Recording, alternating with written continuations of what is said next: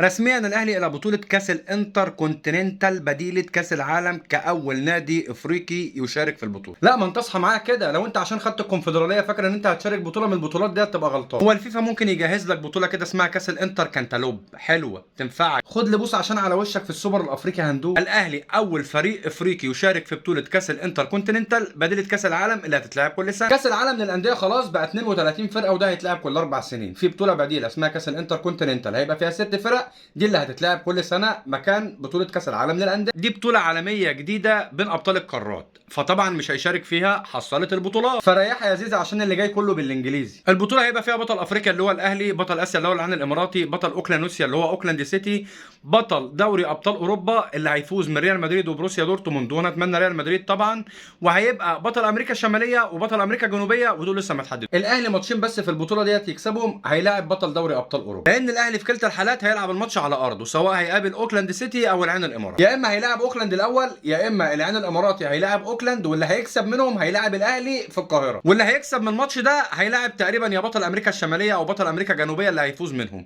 واللي هيكسب بعد الماتش ده هيلعب النهائي مع بطل دوري ابطال اوروبا. طول عمرك بتتفرج على الاهلي فيديو وهو بيلعب في كاس العالم للانديه، وهتفضل تتفرج على الاهلي فيديو وهو بيلعب في كاس الانتر كونتيننت. انا بقى مش عارف نعمل لك بطوله ايه، يا اما الانتر كانتالوب يا اما الانتر بتاع ابو ايمن باي من غير زوم.